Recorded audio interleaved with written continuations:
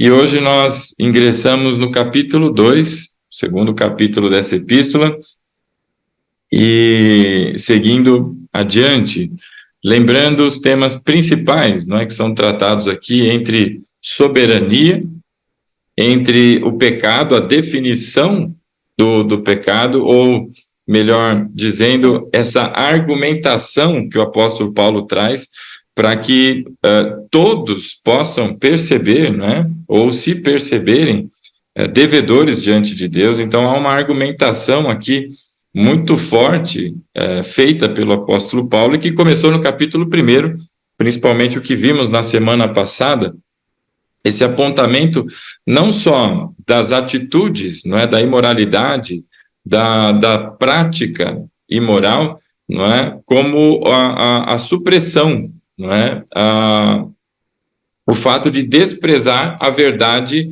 tão básica e tão elementar que é a existência de Deus, não é?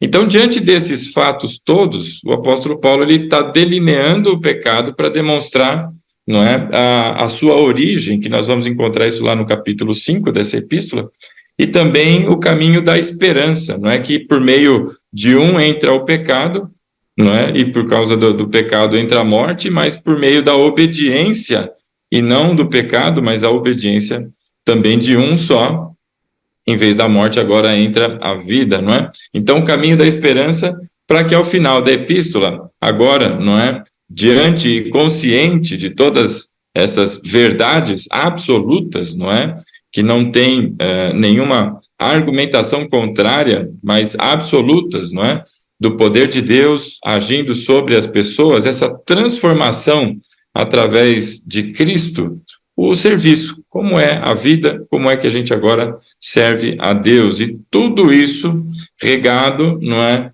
pelo princípio básico aqui que sustenta toda a argumentação do apóstolo Paulo, desde o primeiro versículo, que é a soberania de Deus, sendo por soberania não só o poder, o domínio e a autoridade que Deus tem, mas direcionando a sua argumentação no exercício desse domínio, dessa autoridade, ou seja, Deus quem conduz a história da humanidade, do universo, de todas as coisas, inclusive no trato individual com as pessoas, né? Então nós vimos na semana passada, dos versículos de 18 até 32 do capítulo 1, onde são destacados, não é, em termos progressivos, se assim a gente pudesse colocar, não é, a extensão do pecado, partindo da supressão dessa verdade, que é a existência de Deus, sendo que é indesculpável, como diz o apóstolo Paulo, pela manifestação da natureza, ou seja, se você olhar para a complexidade da criação, não é, ou nem se tratando da complexidade, mas o fato de estar criado indica que houve um criador, não é? Como falávamos no exemplo lá de um vestido, né? Você olha para um vestido, você está elogiando o design não do vestido, mas o design aplicado pelo desenhista que criou aquele vestido. Então, ignorar o fato, não é? Ou desprezar a verdade da existência de Deus é um fato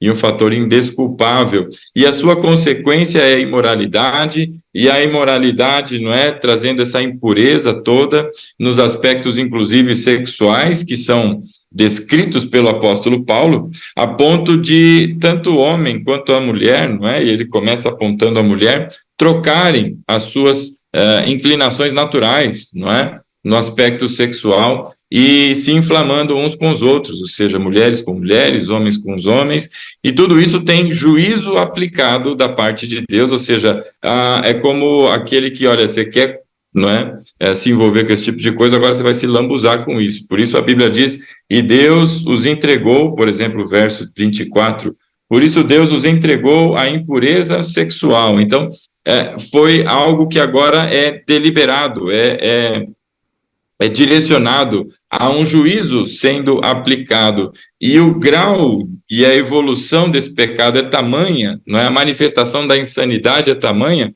a ponto de chegar no verso 32, onde o apóstolo Paulo diz, não é? Embora conheçam o justo decreto de Deus, de que as pessoas que praticam tais coisas merecem a morte, não somente continuam praticando tudo isso, mas também agora aprovam aqueles que as praticam. Então a pessoa ela chega num estágio tão cauterizado pelo pecado, que ela não só continua na sua prática abundante, como também agora incentiva as pessoas, fala, isso aí, vamos entrar, vem você também, chega aqui, e vai incentivando, não é, as pessoas. E toda essa descrição parte do início, não é, lá no verso 18, que essas pessoas estão suprimindo a verdade pela injustiça, numa espécie de maneira de agora tirar qualquer coisa que possa, não é, rogar contra o seu pecado para se auto-justificar. Então Deus não existe. Se Deus não existe, não tem condenação. Se é verdade que Deus não existe, então não tem certo, não tem errado. Faz o que quer. Então, por isso é a supressão da verdade pela injustiça. É uma espécie de busca por uma carta branca para se justificar e fazer o que bem entende. Então, se é uma supressão da verdade, da existência de Deus, ora, parece bastante direcionado ao povo gentio, né? Parece agora que os gentios, ou seja, não judeus, é quem praticam essas coisas, porque, ora, para afirmar que Deus não existe, pode ter algum judeu que abandonou, não é, os seus ensinamentos. Então, parece que Paulo está direcionando essas palavras àqueles que não são judeus. O fato é que toda essa sorte de argumentos aqui que são colocados de 18 até 32, ele está dirigindo a estas pessoas, não é, que se dizem ateias, não é, ou atoas, que não creem em Deus e que na sua evolução se desenvolvem em todos esses padrões de imoralidade, se dizendo sábios, se tornaram loucos, não é? Diante de tudo isso. Então, a continuidade dessas questões tratadas pelo apóstolo Paulo naquilo que nós organizamos aqui no capítulo 1 até o verso 32, vem no início do capítulo 2, agora o primeiro versículo, em que ele diz assim, se você puder acompanhar lá comigo, portanto, diante de todas essas questões que identificam o pecado e que justificam a justiça de Deus, o que o apóstolo Paulo está dizendo é que essa ação de Deus, o juízo de Deus diante de tudo isso é justificado, é certo, é correto, porque está, né, nessa argumentação demonstrando que eles ignoram a verdade e seguem de maneira deliberada no caminho do pecado, não é? Então, verso 1 do capítulo 2, portanto, e o portanto é uma indicação, diante de todos esses fatos que foram expostos, agora ele aponta e parece direcionar para um outro público, não é? Ele diz, você que julga os outros é indesculpável, pois está condenando a si mesmo naquilo em que você julga, visto que você que julga pratica as mesmas coisas. Então agora ele parece direcionar, né, o seu discurso como se fosse um outro grupo. O primeiro grupo, então, que nós vimos do 18 até o 32, não é, se caracteriza pelo princípio de que eles não desprezam a verdade do conhecimento da existência de Deus.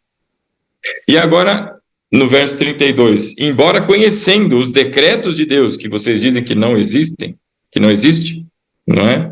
E sabendo que isso é passivo de morte, vocês não só desprezam, não é, a existência de Deus, mas também desprezam, não é, o juízo de Deus sobre essas coisas, incentivando, continuando a prática, incentivando os outros.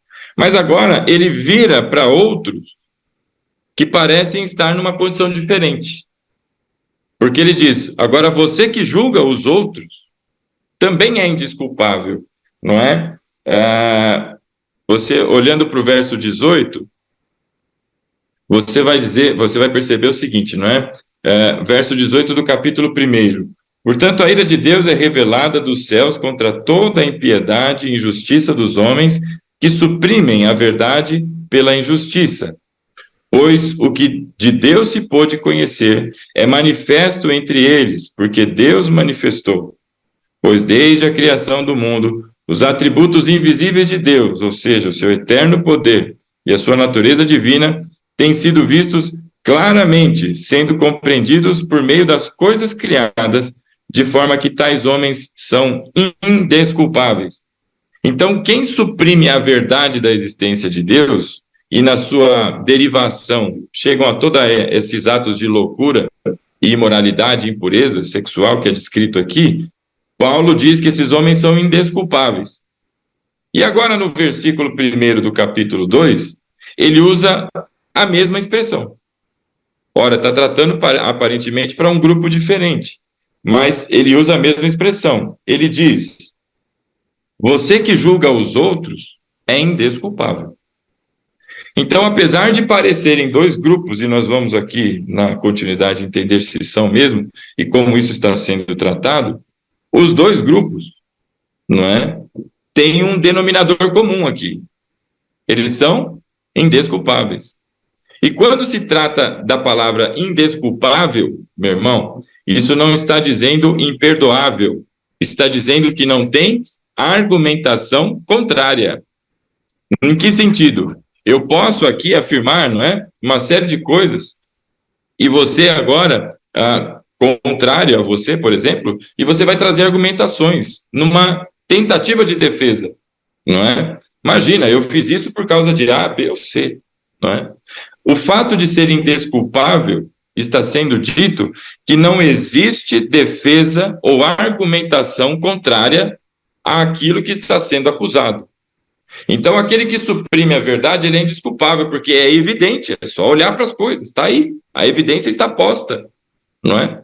Toda a obra da criação aponta para o Criador, então é indesculpável, não tem argumentação. O cara não pode chegar lá, num determinado momento, e dizer, não, pessoal, pera lá, alto lá, eu nunca soube que Deus existia, não existe, nunca soube, ninguém me falou, não existe defesa, porque a obra do Senhor, não é como vimos nos Salmos aí, não é? Os céus, não é? Declaram a sua glória, toda a obra da criação aponta para o Senhor. E agora, aquele que julga os outros, verso 1 do capítulo 2, está na mesma condição. Não tem argumentação contrária. E ele diz o porquê. Ele diz, olha, você é indesculpável porque você condena a si mesmo naquilo que você está apresentando no julgamento. E por que condena a si mesmo? Porque pratica as mesmas coisas. Então, a imoralidade, que é decorrente da supressão da verdade de que Deus existe, também está presente num outro grupo que não suprime a verdade que Deus existe. É isso que ele está dizendo aqui. Há um denominador comum para esse grupo de pessoas, ou para esses grupos de pessoas, não é? E a temática central aqui do texto aos Romanos, nós vamos encontrar, como falamos algumas sessões anteriores, não é? No capítulo 1, ali nos versos 16 a 17, e que dão a sustentação para essa argumentação que Paulo entrou agora. Vamos dar uma olhada lá de novo, capítulo 1, verso 16. Não é? Ele vai dizer assim: não me envergonho do evangelho, porque é o poder de Deus para a salvação de todo aquele que crê, primeiro ao judeu, depois ao grego. Por que ele está usando essa expressão de que ele não se envergonha? Porque ele, o apóstolo Paulo, foi alvo desse evangelho. Ele foi salvo mediante a pregação do evangelho, como ele vai dizer no versículo 5, não é? Do capítulo 1. Por meio dele, de Jesus Cristo, não é? Por meio dele, Jesus Cristo, e por causa do seu nome, ou seja, não é, como um embaixador de Cristo, ele recebeu graça e apostolado para chamar dentre todas as nações um povo para a obediência que vem pela fé.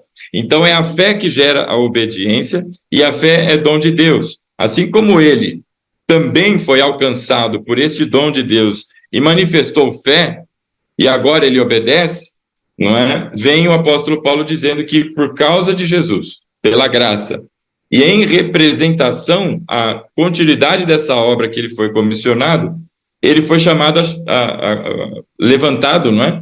Para chamar dentre todas as nações um povo para a obediência que vem pela fé. E a obediência é o chamado do evangelho, não é? Então, a sustentação de tudo isso, verso 16, eu não me envergonho do evangelho, porque ele também foi alvo, porque ele é poder de Deus para a salvação de todo aquele que crê, primeiro do judeu e depois do grego. E aí vem o verso 17, não é? Porque no evangelho, através da pregação do evangelho, como vimos no domingo, e qual é o evangelho? Cristo, Filho de Deus, crucificado, morto, sepultado e ressurreto ao terceiro dia, não é? Pelo poder de Deus, e sendo a sua morte na cruz o pagamento pelos pecados e a ressurreição, não é? O que nos justifica. Palavras do apóstolo Paulo nessa mesma epístola, no capítulo 4, verso 25, não é? Então, no 17, porque no evangelho é revelada a justiça de Deus. Deus fez justiça sobre o pecado, não é? Como? Entregando o seu filho para morrer na cruz. E é uma justiça que do princípio ao fim é pela fé. No texto original vai estar que essa justiça, ela é revelada de fé em fé, ou seja, por meio da fé, manifestando fé. Como está escrito, o justo viverá pela fé. O justo viverá pela fé não quer dizer que é aquele homem que tem muita esperança e que as coisas vão dar certo. O cristão, não. Quer dizer que o cristão tem vida por causa da fé, porque através da fé a graça gerou salvação, não é? E isso não vem de nenhum de nós, é dom de Deus, não é para que ninguém se vanglorie, como vai dizer lá em Efésios. Então o tema central está baseado na obra de Cristo, e não no mérito, merecimento de qualquer um que seja. Por isso, na sequência de dizer que o justo vive pela fé, ele traz exatamente a pontuação contrária. É aquele que não crê na existência de Deus. Então, a ausência da fé anula a existência de Deus e na manifestação, não é, da sua loucura, apresenta toda essa insanidade, impureza e imoralidade. Só que tudo isso não está somente naquele que suprime a verdade. Por isso ele traz lá no verso 1 do capítulo 2. Você que julga os outros também é indesculpável. Então agora ele assemelha grupos, não é? E qual que é o nosso denominador comum entre todas as pessoas? É o nosso pecado, não é? É o nosso pecado. Inclusive é essa a parte que nos cabe no processo da salvação, não é? O nosso pecado. Porque a obra toda é de Deus. E aí ele diz, é indesculpável, pois está condenando a si mesmo naquilo em que você julga. Porque você que julga pratica as mesmas coisas. Então ele está trazendo que este outro grupo detém as mesmas características da imoralidade. E quem será esse grupo? No desenvolvimento do texto, aqui na continuidade, nós vamos encontrar, por exemplo, ali no verso 17 do capítulo 2, ele vai dizer assim, ora, você leva o nome de judeu e se apoia na lei e se orgulha de Deus. Então parece que a direção que ele está dando aqui é agora para esse grupo de judeus. Por que de judeus? Porque estes talvez estivessem a olhar os gentios ou os pagãos, não é? E estão acusando eles de prática de imoralidade sexual, de perversão, não é? De atitudes que são descritas ali dos versículos 18 a 32, não é? É mais ou menos este que agora, não é? Que se julga merecedor de alguma coisa, ele está olhando para os outros e está falando, está vendo? Olha aí, merece o juiz, merece o castigo, né? São os legalistas, porque você não fez tal coisa, você merece aí o raio de Deus na sua cabeça, tal. E o que Paulo está dizendo aqui é que existe uma unidade, existe um denominador comum entre todas as pessoas. Então ele está trazendo, a partir do capítulo 2, não é, na sua argumentação, e é uma argumentação progressiva, ou seja, ele está trazendo novos elementos O ponto aqui, do início do capítulo 2, é a universalidade, não da salvação, mas do pecado. O pecado está em toda a raça humana. Não há quem esteja livre. Portanto, lá desde o momento da queda, não é?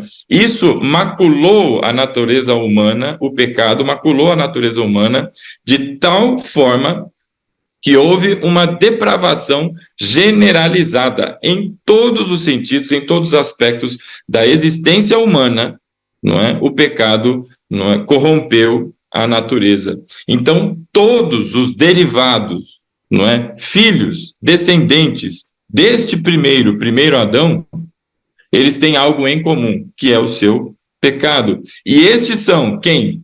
Os gentios e também os judeus. Porque todo que é nascido de mulher, não é, nasce com a natureza pecaminosa. Se nós olharmos ali o verso 29 do capítulo 2, parece ainda mais forte a proposta de que o apóstolo Paulo está dirigindo esse segundo grupo, não é? Aos judeus, a sua palavra é dirigida aos judeus. Verso 29. Vamos ler o 28 que facilita o entendimento. Não é judeu quem é apenas exteriormente, nem é circuncisão a que é meramente exterior e física. Não. Judeu é quem o é interiormente, e circuncisão é a operada no coração, pelo Espírito, e não pela lei escrita. Porque para estes, o louvor não provém de homens, mas de Deus. Então, com essa argumentação agora, não é? O que nós notamos é que parece indicar, isso não é conclusivo, mas parece indicar que esse segundo grupo, que agora o apóstolo Paulo começa, não é, a argumentar em somatória a este primeiro, que são, obviamente, não é, pagãos que não creem na existência de Deus, estes têm coisas em comum, que é a expressão da sua impureza, da sua imoralidade. Então, voltando lá no verso 1, ele vai dizer, olha, você que julga os outros é indesculpável, pois está condenando a si mesmo naquilo em que julga, uma vez que você que julga pratica as mesmas coisas. E aí o verso 2, nós sabemos que o juízo de Deus é contra os que praticam tais coisas, não é? Ou melhor, sabemos que o juízo de Deus contra os que praticam tais coisas é conforme a verdade. E agora a coisa começa a pegar. Paulo traz uma argumentação que faz com que todo mundo entre por esse gancho que ele está puxando. Não sobra ninguém. Por quê? Qual que é o grande ponto do apóstolo Paulo? É o problema das pessoas julgarem os outros? Não, meu irmão. Esse é o início da argumentação. O versículo 2 aponta qual é a verdadeira razão. O que ele está dizendo? Olha, você que julga os outros, você é indesculpável. Por quê? Porque você está condenando você mesmo. Quando você julga alguém por um ato, você não está condenando este ou julgando este, você está trazendo isso para você mesmo. Porque isso é comum entre os dois. Então, se isso é errado nele, é errado em você também. E aí, o que está acontecendo na cabeça deste que está trazendo esse julgamento? Ele, na cabeça dele, ele está totalmente correto. Ele gosta dos aplausos, ele recebe para si, não é, o título de inocente. Ora, eu faço todas as coisas. Você se lembra daquele jovem rico, quando ele pergunta para Jesus, ora, o que eu preciso fazer para obter a salvação? E aí Jesus responde para ele o quê? Ora, você conhece a lei, segue a lei. E aí ele fala, claro que eu conheço, eu honro meu pai e minha mãe. E aí assim ele vai fazendo ali a descrição dos mandamentos, e ele diz, ora, eu já cumpro isso. Entre aspas, então, eu estou quites com a lei. E aí ele vem Jesus e diz para ele, fala, então tá bom, então vende todas as tuas coisas, só faltou isso para você. Vende tudo que você tem, deixa tudo isso e me segue. O que Jesus estava dizendo para aquele homem? que é na pobreza que a gente encontra a salvação, que a gente tem que vender tudo, doar tudo para todo mundo é na pobreza? Não. O que Jesus estava fazendo era mostrando para esse homem o que estava oculto no seu coração e ele não conhecia. Aquele jovem rico não conseguiu abandonar as suas coisas para seguir a Jesus. E o que isso quer dizer? Que ele amava mais as suas posses, amava mais o seu conforto, a vida confortável que ele tinha, os títulos que ele tinha, o reconhecimento das pessoas pelo fato dele ser rico, do que a Deus. Então, se isso ele não foi capaz de fazer, que é o primeiro mandamento, amar a Deus acima de todas as coisas, se ele escorregou em um, escorregou em todos. Então, ele achou que ele estava muito bem, mas ele parou no primeiro, amar a Deus sobre todas as coisas. O que o apóstolo Paulo está trazendo aqui é exatamente o mesmo raciocínio. Se você aponta o dedo por outro, você está condenando você, porque você é igual a ele. Então, o que ele está fazendo? Ele está trazendo a questão de não apontar o dedo para os outros? Não, irmão. Ele está suscitando a consciência da pessoa de que você é indesculpável. Você está no mesmo balaio que todos os demais, porque a sua natureza é pecaminosa. E aí, como é que ele traz essa consciência? Verso 2. Ora, sabemos, não é, que o juízo de Deus contra os que praticam todas essas coisas, não é conforme a verdade. E aí, meu irmão, diante do pastor, a pessoa faz aquela cara de santarrão, aquela cara de coitado, de que está sofrendo, aquela cara, aquele teatro, diante das pessoas. Talvez, aquele que tem bastante habilidade, ele engana. Tem até político corrupto que se passa por inocente, não é? Então, a pessoa que tem habilidade, ela engana os outros. E é capaz ainda das pessoas ficarem tão sentidas, não é? E agirem em favor daquele que é um enganador. Aplaudem, não é? Recebem como inocente, mas diante de Deus, que julga a partir da verdade, aos meus olhos está oculto, mas aos olhos de Deus não está. Então, o que o apóstolo Paulo está trazendo? Ele está trazendo agora o chamamento à consciência. Ele não está confrontando, dizendo, olha, você é um hipócrita de maneira aberta. Ele está fazendo de maneira velada, fazendo com que o homem vá por sua própria consciência perceber que ele está na mesma condição daquele que ele acha-se superior ou se percebe superior. Ele não é superior. Ao contrário, ele está na mesma condição. Porque o justo vive pela fé, é pela obra de Deus, é pelo poder de Deus, não é pelo mérito ou qualquer ação que alguém possa fazer. Então ele está desmontando qualquer pessoa que pudesse dizer, não, ok, eu não preciso dessa graça, porque eu sou capaz, não é, de seguir meu próprio caminho. E aí, de novo, não é, acho que eu já comentei algumas vezes, mas se você fizer uma enquete por sua própria conta, só 10 pessoas, não precisa ser mais do que isso, pessoas aleatórias, não é? De repente até mesmo da igreja, dá até medo de fazer essa enquete, e perguntar para ela, você acredita no céu? Acho que a maior parte vai dizer que sim. E você pergunta para ela se ela acha que vai para o céu, não é? Você vai ouvir, eu acho que sim, eu acho que não, eu não sei, você vai ouvir várias coisas. Agora você pergunta para ela, o que você acha que você precisa fazer para ir para o céu? Meu irmão, eu não conheço a enquete, não conheço as pessoas que você vai fazer, mas eu consigo dizer para você que de pelo menos 80% a 90% das pessoas deve dizer que deve ser uma boa pessoa, que deve agir bem com o próximo, que deve ajudar a velhinha a atravessar a rua, que deve dar comida para as pessoas que têm necessidade. É isso que você vai ouvir. Porque na cabeça, o merecimento faz com que as pessoas, não é, sejam agora aptas a irem para o céu. E o que o apóstolo Paulo está trazendo é exatamente a desconstrução desse racional, porque está totalmente errado. O justo vive pela fé. Por isso eu não me envergonho do evangelho, porque esse é poder de Deus para a salvação. Não é o mérito de ninguém. Porque a obediência, inclusive, ela vem pela fé. Não foi nem você que obedeceu, mas foi a fé que Deus lhe atribuiu, que lhe deu a porta para o caminho da obediência ao chamado do Evangelho. É essa a argumentação do apóstolo Paulo. Então, com esse grande gancho que ele faz aqui a partir do capítulo 2, ele abrange todo mundo, ninguém escapa.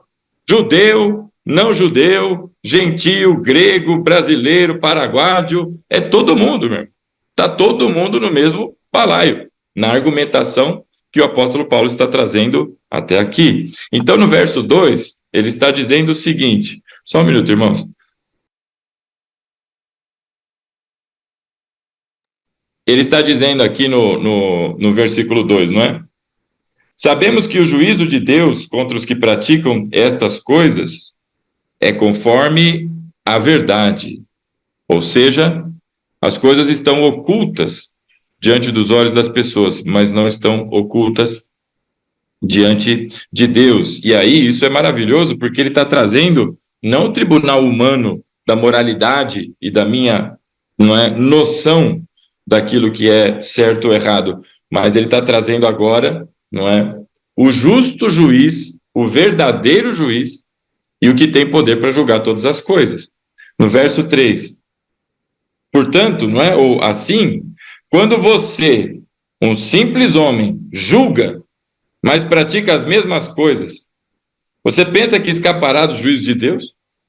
Em outras palavras, quando ele diz um simples homem, ou como talvez